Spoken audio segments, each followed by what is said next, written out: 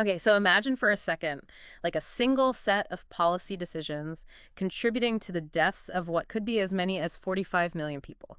Yeah, it's just an absolute staggering figure. Right. It's one that really forces us to kind of like confront the immense consequences of leadership, I right? mean, for sure. While Mao Zedong is often seen as like the founder of modern China, right? Mm. Our deep dive today is going to explore a much less discussed and like far darker side of his time and power, Right? those hidden atrocities that happened under his rule. Absolutely. And history often presents these complex Yeah. figures to us. And Right. to really understand them, we have to go deeper, Uh-huh. beyond, the simple stories. Totally. Our aim today isn't just to list events, but to really get into, the why The why. and really understand, like, at the core, the profound human cost Right. of Mao's policies. Yeah. We're going to look at a deep examination of his actions and what came from them. Absolutely. And for you, our listener who's interested in getting to the heart of these complex historical events quickly and, thoroughly, Right. this is a chance to understand a pivotal yet often incompletely told story. For sure. We're going to uncover some really unsettling facts today that might challenge some commonly held ideas Right. about Mao Zedong, but our goal is to provide a more comprehensive picture of his legacy. Yeah. So let's start by taking a look at the Great Leap Forward. Yeah. This initiative was originally intended to rapidly transform China, Yeah, but ultimately led to immense suffering. it did. So the Great Leap Forward was launched in 1958, Right. and it was presented as this bold plan to rapidly industrialize China and also collectivize its agriculture. Right. The goal was to kind of quickly establish a socialist utopia. Right. However, the methods that they used and the realities on the ground diverged tragically from this vision. Yeah, it was really a tragic situation. So one of the most devastating consequences was this famine Yeah. of truly epic proportions. It's huge. And the estimates of deaths range from 15 to 45 million. Just an incredible number of people. It's mind-boggling. And here's the truly horrifying part. This wasn't a natural disaster. Right. This was a direct result of the policies that they implemented. Absolutely. So how did these policies create such widespread starvation?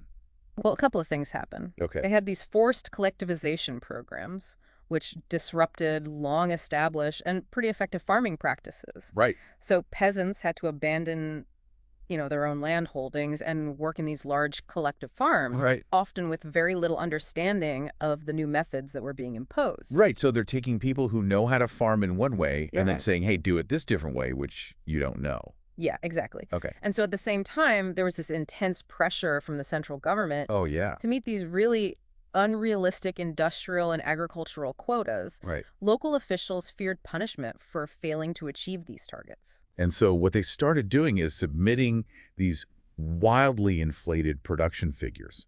Oh, wow. So they're lying. They're basically lying to save themselves. Oh, wow. Yeah. So it wasn't just about avoiding punishment for these local officials, Right. but the entire system seems to have been built on unreliable information. Exactly. And this upward reporting was almost never questioned. Okay. So this created this self-reinforcing cycle of delusion at the highest levels. Wow.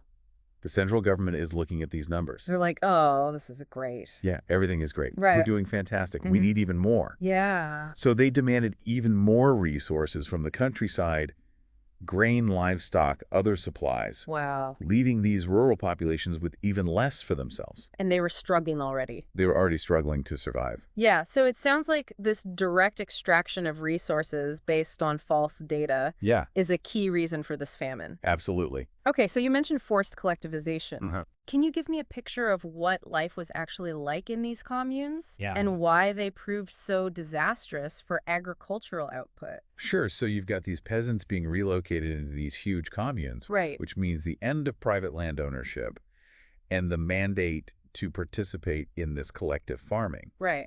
And the idea might have been, shared resources and effort, but the reality was it was just inefficient and poorly managed. Oh, wow. So decisions about planting and harvesting were made by officials who oftentimes had no practical farming knowledge. It was just ideological. Yeah, just ideological. Yeah. There was very little incentive for anybody to work hard. Right, because why would you? Right. If I'm going to get the same amount, whether I work hard or not, why work hard? Right. And then on top of all that, you had corruption and diversion of resources Uh-huh. within the communes. Oh, Just wow. made everything worse. So it sounds like this system completely overlooked the basic principles of agricultural production Right. and human motivation. So what happened when people resisted these changes? Well, resistance was widespread, Right. but it was met with severe and often brutal suppression. Wow. Peasants who voiced concerns or tried to hold on to small private plots or continued traditional farming practices, Right. they faced harsh penalties, Like what? imprisonment, torture, and even execution. Wow. And this just created a climate of fear Right. that basically silenced dissent and prevented any accurate information about the unfolding catastrophe from getting out. Wow. So beyond this unimaginable loss of life, Yeah. what were the lasting cultural and psychological scars Yeah. left by the Great Leap Forward? Well, the social fabric of these rural communities was just completely fractured. Oh, wow. The forced displacement and the breakdown of traditional family structures Yeah. had a devastating impact. Right. Trust eroded not just between the people and the government, Right. but even among neighbors, Right. because survival often became a solitary struggle. Wow. The psychological trauma of seeing starvation, losing loved ones, and living in constant fear. Yeah. It left very deep scars on the Yeah. survivors Of course. and on generations to come. Wow. So let's move on to the Cultural Revolution, which began in 1966. Okay. So what was the core rationale behind Mao launching this movement so soon after the Great Leap Forward? Well, Mao's aim was to revitalize the communist revolution, which he believed was losing its way and becoming infected by, bourgeois and traditional influences. Right. He saw it as a way to purge the party and society Right. of these elements and reignite revolutionary fervor, Yeah. particularly among the youth. Right. But a lot of historians argue that it was also a way for Mao to consolidate his own power Right. and get rid of political rivals after the setbacks of the Great Leap Forward. Interesting. Okay, so who were the primary targets in this cleansing of Chinese society? Well, intellectuals, artists, writers, educators, scientists. Anyone with ideas? Yeah, anyone associated with traditional Chinese culture or Western thought. These groups were seen as the ones embodying these influences that Mao wanted to eradicate. So this went far beyond just like ideological disagreements. Yeah. People's livelihoods and lives were on the line. Absolutely. What happened? The consequences were devastating. Yeah. Schools and universities were shut down. Wow. Purges became widespread with public denunciations, forced confessions, Oh, God. and often violent attacks. Wow. Book burnings symbolized the rejection of past knowledge and independent thought. Right. Many intellectuals and artists were sent to brutal labor camps Oh, wow. for re-education, Right. while others faced imprisonment, torture, and even death. And then the Red Guards played a really central and often terrifying role in enforcing Mao's vision. Yeah, they did. So who were they and what kind of power did they have? So the Red Guards were mainly students, Okay. teenagers and young adults who were intensely loyal to Mao Right. and his ideology. Okay. They were mobilized by Mao and his inner circle to enforce the Cultural Revolution. Right. They had immense power. Wow. They could attack anyone they deemed an enemy of the revolution. Wow. And that included intellectuals, teachers, parents, anyone in a position of authority, even older generations, who were seen as clinging to traditional ways. No. Their actions were brutal and unchecked Wow. and contributed to a climate of fear and chaos. Wow. So it sounds like a really fractured society. Oh, yeah. Where hierarchies and respect were completely upended. Exactly. Yeah. That's a good way to put it. It must have been really scary to live through that. It would have been terrifying. Yeah. Okay. So it wasn't just individuals that were attacked, was it? No. China's cultural heritage itself came under assault. Yeah. A key objective of the Cultural Revolution was to destroy anything that represented China's pre-communist past. Wow. Ancient temples, historical sites, artwork, calligraphy, anything deemed feudal, bourgeois, or reactionary was destroyed Wow. or severely damaged. And they did this on purpose. Yeah, they wanted to create a new cultural identity rooted only in Maoist ideology. Wow. So the loss to China's historical and artistic legacy is huge. It's incalculable. Yeah. We also saw these widespread political purges during this period, targeting even higher-ranking members within the Communist Party. Yeah, that's right. So what was the rationale behind these internal power struggles? Well, the Cultural Revolution gave Mao a chance to eliminate his political rivals Okay.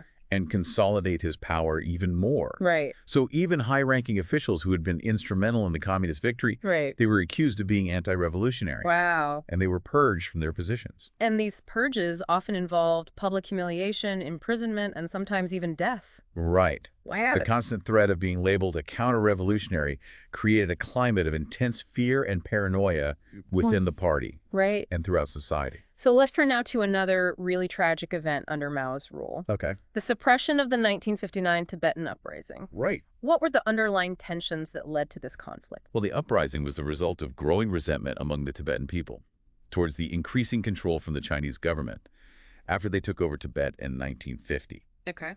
Tibetans were afraid for their traditional way of life, Yeah. their Buddhist culture, and their religious and political autonomy. Right. So there was this clash between the Tibetan people's desire for self-determination Right. and the Chinese government's determination to make Tibet a part of the People's Republic. So how did the Chinese government respond to this resistance? The response was swift, decisive, and very forceful. Wow. They sent in the People's Liberation Army to put down the uprising in Lhasa Okay. and the surrounding areas. And this resulted in a lot of casualties among the Tibetan population. It did. Do we know how many? It's difficult to say for sure. Okay. The numbers are contested, Right. but estimates range from the low thousands to tens of thousands, Wow. with some Tibetan sources claiming even higher numbers. Wow. Okay. So following this really brutal suppression, Tibet's spiritual leader, the Dalai Lama, Was forced into exile, he was. and that was a pivotal moment for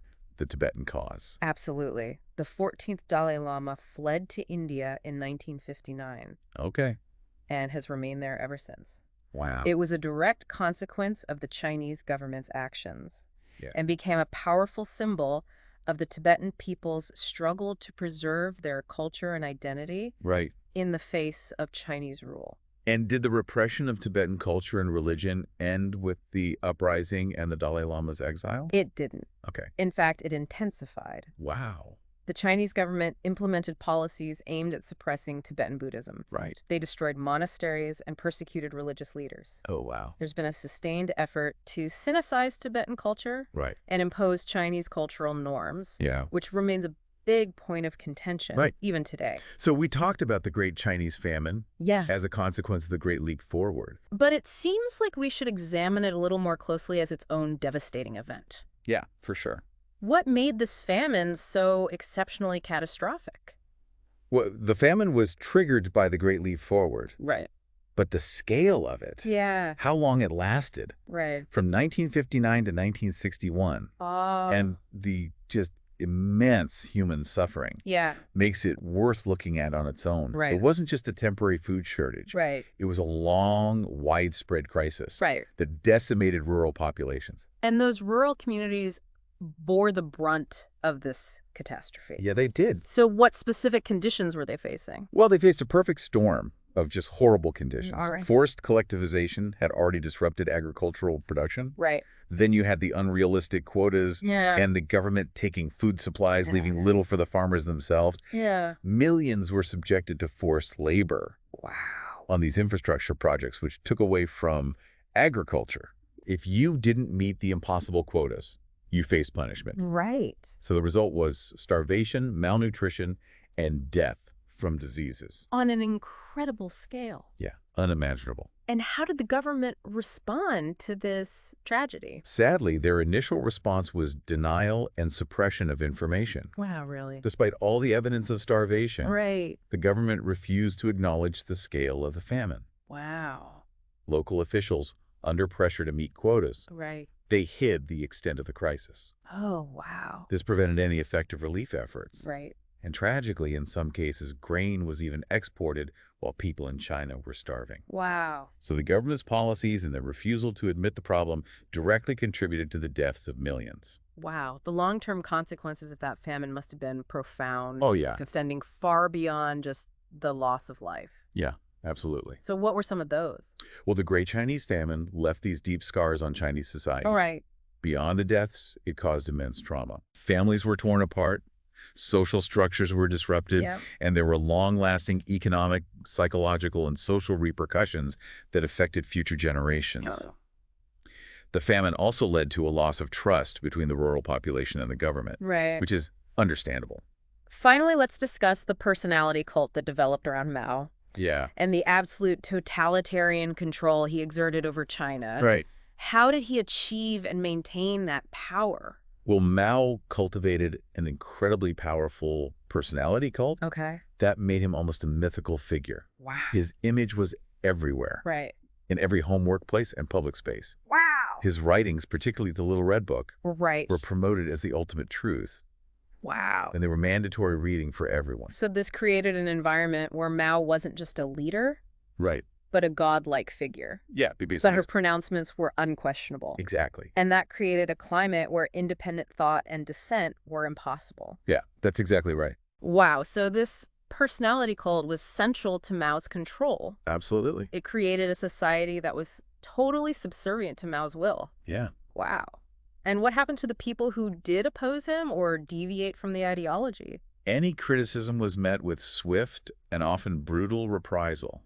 Wow. So purges, imprisonment in labor camps, and executions were common for those who disagreed. Wow. And this applied not just to ordinary people, Right. but to high-ranking members of the Communist Party, too. Wow. The party itself became a tool to enforce Mao's authority, Wow. and anyone who challenged him was eliminated.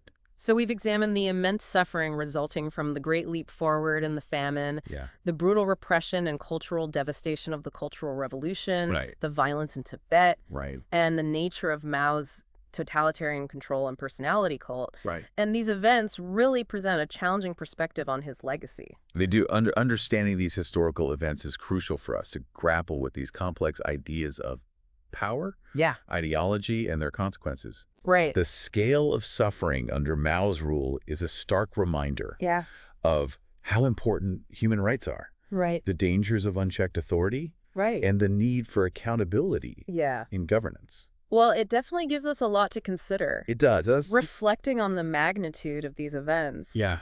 It prompts a question: how does a society come to terms with periods of immense human tragedy Right. alongside national achievements in its history? It's a tough question. It is, as narratives of progress often take center stage, what safeguards are essential Yeah. to make sure that the stories of suffering are never silenced or forgotten.